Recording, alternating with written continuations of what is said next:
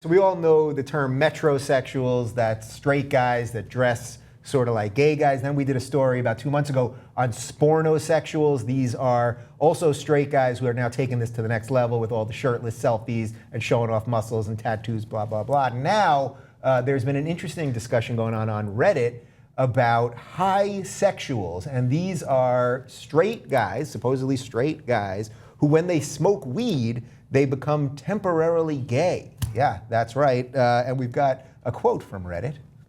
This is from one of the highsexuals.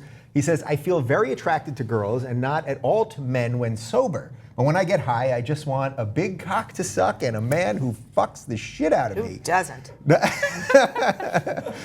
that it really bothers me since I'm still attracted to girls while high, but sometimes I feel weirded by male friends with whom I don't usually feel attracted to. So I thought this was kind of interesting because I've never heard of this before. You know, people get drunk. Like, I guess there's a couple things going on here. So first off, experimentation is more accepted for girls, This right? is like the dude version of a girl being like, well, I was in college and we drank tequila and then we made out and I don't know, I don't really like girls, but women are kind of pretty when I'm drunk, so like this is the dude Reddit version of that. Right. A more graphic dude Reddit. Yeah, girls don't get that graphic with it. So Yeah. is that partly here, is this just that guys are far more repressed, especially straight guys are far more repressed about their sexuality. So in a weird way, these guys get high and it's like, it's just giving them like 5% to, well, that guy seemed to be wanting more than 5%. I think but we'll find that it's not just high, it's, you know, if you get drunk, if you're on LSD, if you're on ecstasy, whatever, like, the more you experiment, presumably if your sexuality is already something you're struggling with or not, but it's repressed, that's going to allow it to come out or manifest itself in some way. Yeah, I think people just need a label for everything. Yeah. I think this just speaks to that. So I think that in sexuality, which most people know is a gray area just from our fantasies, whether they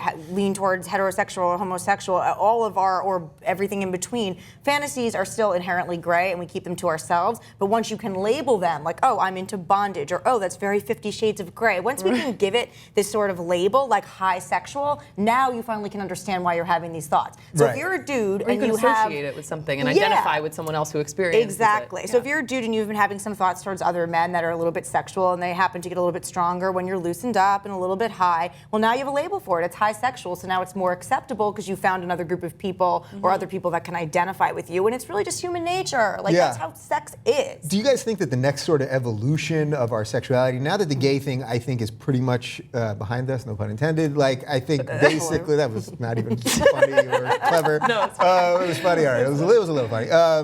But now that that's pretty much out of the way, and the Supreme Court's probably going to finish it off in June. That also was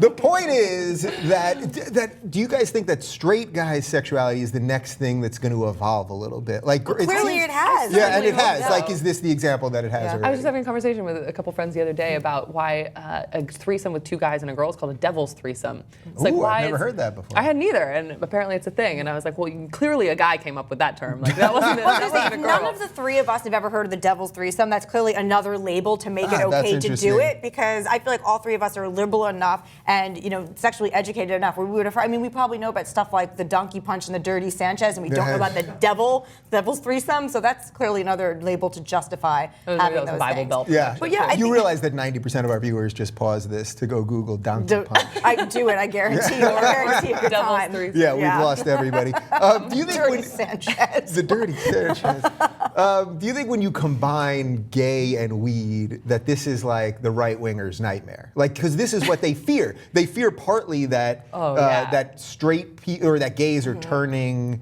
straights are turning gay because of weed. Yeah. And then that weed, now you throw weed into it too, and you've got, there's a lot of meat for them, right? They feel they lose their own control. I feel like if you're so worried about marijuana turning you gay, then that means that you are afraid that there's some part of you that would really like to be gay once you've become high on this crazy devil's threesome drug. So yeah, of course this is anybody who's conservative's nightmare, because conservatives a lot is about control and is a lot about denying these urges because you've chosen to take the higher path and road. So to them, this is, you know, the worst case scenario is you're going to hand out weed and everyone's going to get gay. This is complete hedonism, unfettered, and it's definitely a nightmare. So final thought on this: if they could prove actually that weed makes you a little gay. Does that help or hurt the gays, do you think? If they found out that if you smoke a little weed, you can get temporarily gay, you have a gay old time with your friends. I think that it would hurt it. It would hurt it because here's the thing: is the strength of the argument for gay rights is that it's this inherent thing that you have no control over and no say over. Because why on earth would anyone choose to be gay if they could be straight? Which that argument, just for the record, real quick, like that argument, I don't even like that because I don't think anything's wrong with it. So it makes no, but it's inconvenient, maybe. Right, it's not convenient. It's not as convenient as being straight. Yeah. Presumably, or not yet. But I think that if there's ever a choice element, then that makes the plight much harder because it'll just be assumed that if you can switch back to being straight, you will at some point, and that the legislation doesn't exist for someone who chooses to dye their hair blonde and who doesn't choose to exercise or whatever that might be. But if there's some inherent trait that's making you a certain way, you should be afforded the same sort of rights as everyone else. So I guess final thought would be if we had the old-fashioned threesome, the 2-girl, 1-guy threesome. Is there a name for that? What would that be It's called? just called fun. That's just a good old. That's just a good old time. It's just something everyone should try.